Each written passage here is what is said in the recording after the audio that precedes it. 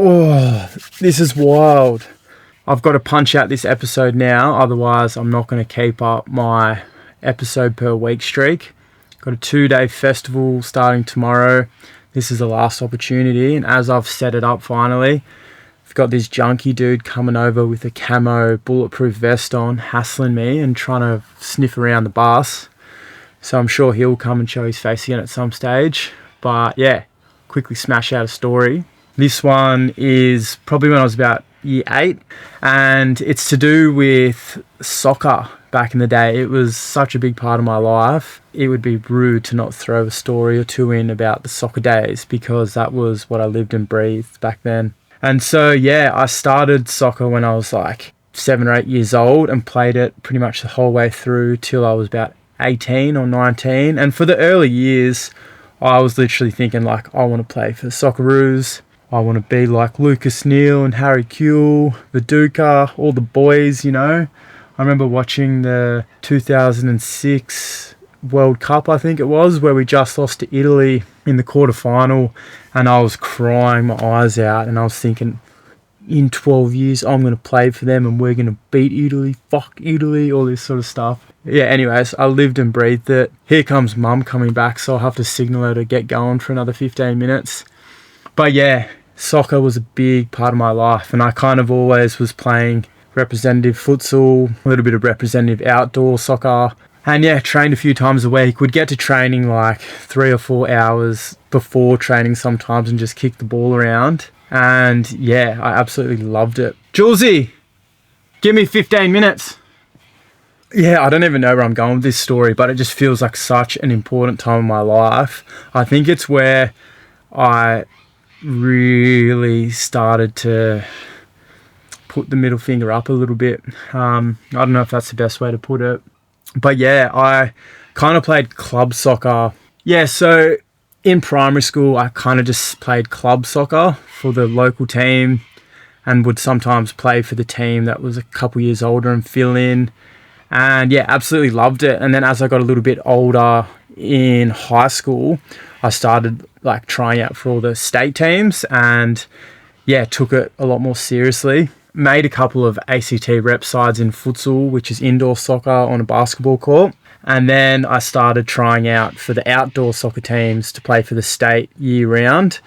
And I was really, really excited about it. And I wanted to make the team, you know. Went to the tryout, in the back of my mind, thought, I might just be good enough. Like, we'll see how we go sort of thing. And I remember standing around and the people that were running the show were kind of like, yeah, we've got to have 2 fields.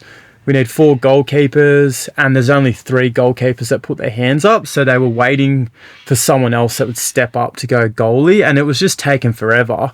And I'm like, fuck it, you know what? I'll go goalie for a bit. I'm sure we'll rotate around, and then I'll get a chance to go on the field and play and hopefully show off that I'm worthy of being in the team. And yeah, played goalie for the first half. And I was kind of like signaling like, yeah, like let's sub it. I'm keen to get on the field. Like it's a tryout, biggest, most important tryout of the year for me. And they wouldn't like swap me around. So eventually when I got the ball, I just like put it on the ground and did a goalie run. It was like a full 100-meter field, and I remember just like legging it like 60 meters up the field and like wasn't passing it to anyone. I was just like trying to dodge as many players as I could, because I'm like, this is like my chance to show them what I can do. No one's letting me out of the goals, so I better have a crack.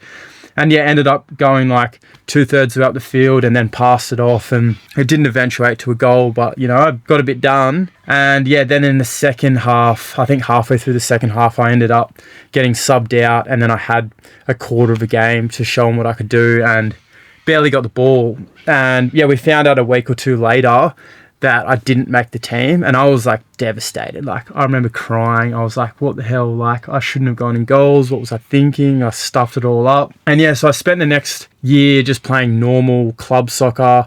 I'm pretty sure we won the title that year, and yeah, it was really awesome. And then the next year came around, I tried out for the same team again, and this time I wasn't volunteering to go in goals, of course. And yeah, the tryout went way better. The second year, I ended up making it into the squad, and then a few players got cut, and I made it into the state team for the year, and we got to play up a few grades and verse kids that were way older than us. I think we ended up versing the Australian Matildas team when we were like under 13s or something, and it was like the full strength Australian Matildas team, and we beat them like 7 or 8-0 or something like that. So there was a good team and I was pretty happy to be on it, but I was kind of out of position. I wanted to play centre mid in the action, run for days, and they had me like on the left defensive wing and on the bench a bit, and I was kind of like, far out, like put me in there, coach, let me at him. And yeah, it was a good year. Like I learned a lot. We ended up going undefeated in our season for the whole year, and then we went off to nationals and went okay. Like we didn't do the best at nationals, but it ended up being a pretty good season, and I feel like I started kind of breaking my way into the starting 11 team and getting a bit more consistent game time. But yeah, I felt like that year there was a lot of like political side of the sport that I'd never seen before. Like there was players that were, you know, tickling the coach's balls a bit, and I noticed that there was like parents getting involved, and yeah, I found myself kind of on the outer a bit and not really. So there's a bit going on right now. I've got my bus set up next to a surf life saving club, and I need to charge the batteries up, so I'm running a cord up out of the bus onto the roof of the surf life saving club, and people are coming over and they're like just trying to figure out what's going on, and I'm trying not to catch their attention so they don't see me in here. Anyways, back to the story. So yeah, as that first season with state team went on, kind of noticed that there was a bit going on behind the scenes, and they clearly had their favourites, and I felt a little bit hard done by that. I was getting not enough game time. I wasn't playing my position, and I was a bit off it. All my mates were playing in the club team, having a ball, and halfway through the season there was half a dozen of us state players that got called into a club team to play one of the biggest club soccer tournaments in the world at the time. Or at least that's what they sold it as. It really probably wasn't the highest quality club comp going in the world, but in terms of teams, there was teams that came from all over. Like we had teams from like Korea, New Zealand, heaps from around Australia. And so myself and a few other players from the state team got called into a side that was coming like 4th or 5th in the club competition, and they went from being a team that had just lost 4 or 5-0 to the team coming 2nd or 3rd on the ladder, and then they stacked their team with all the state players, and we versed that same team that had just beat them by 4 or 5 goals, and then in the semi-final the tables were turned completely and that team lost by 5 goals. So there's almost like a 9 or 10 goal swing just because players got bought in, and it was a little bit unfair really.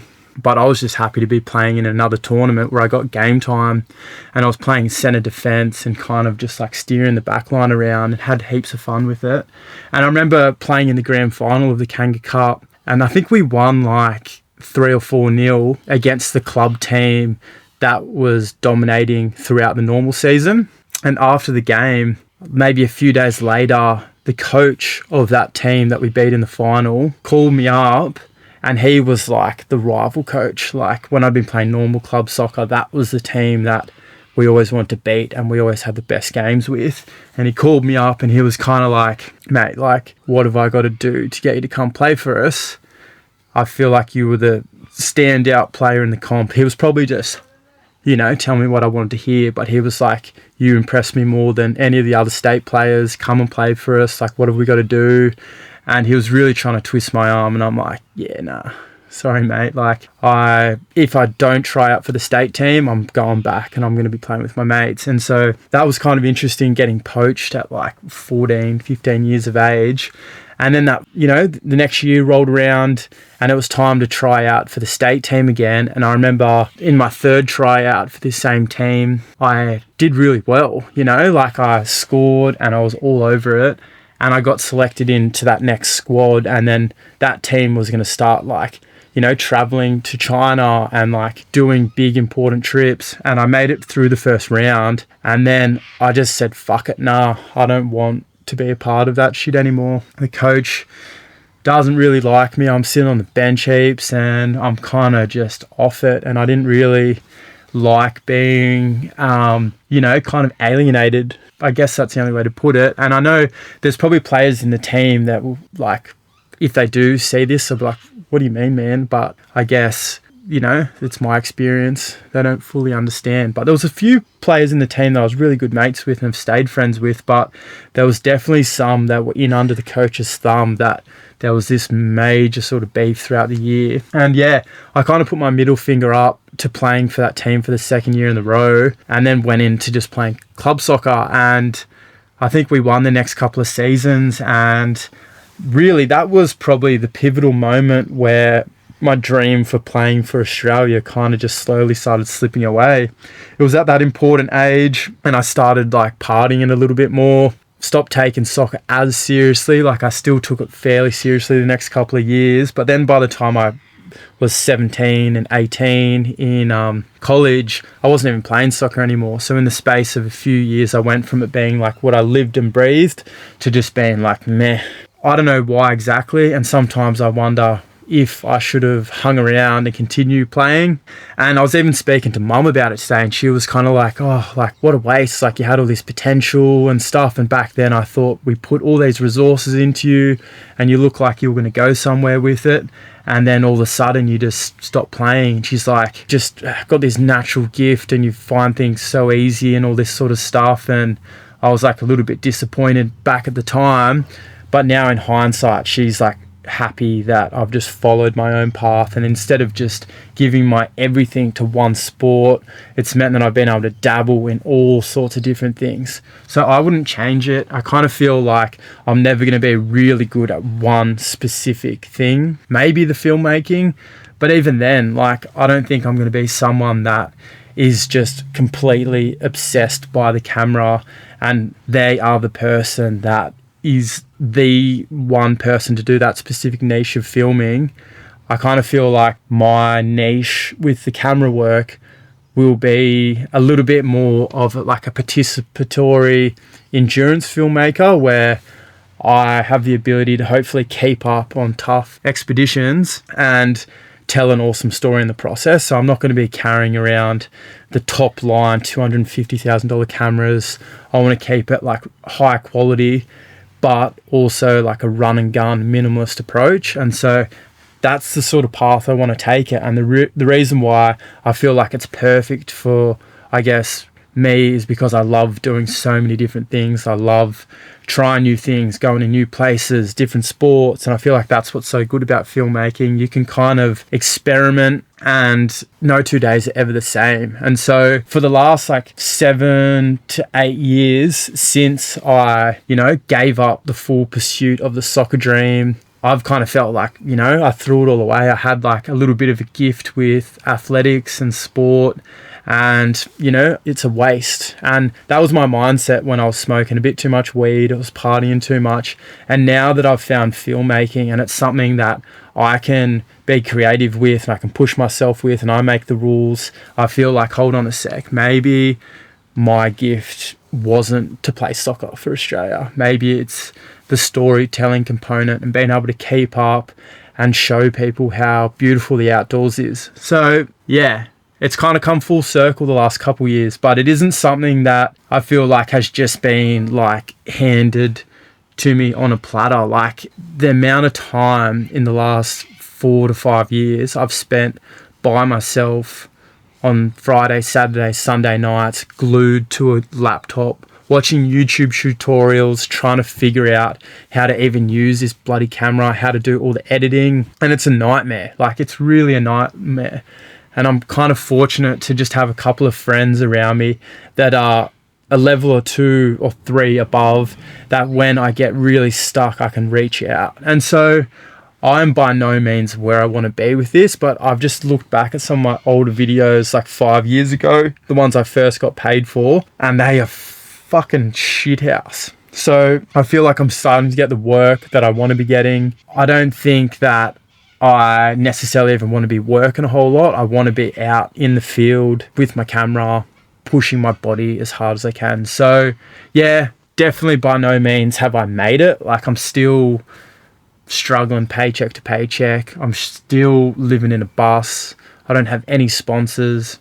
I don't have any consistent work, but I feel like even though I don't know exactly where I'm going, I'm on the right path. And if you're going to take anything from this, it's sometimes that even though you feel like you might have thrown away the best opportunity that you had in life or your one true calling, another one is just around the corner if you're willing to be open to it and if you're willing to not cut any shortcuts and do a bit of work. So yeah, that was a bit of a ramble, but that's what this is all about. And so I don't even know what this title is going to be called. I haven't even thought about the title of this one. I think I'm up to A, B, C, D, E, F, G unit. Nah, I don't know. G, I'll come up with one and chuck it in the title.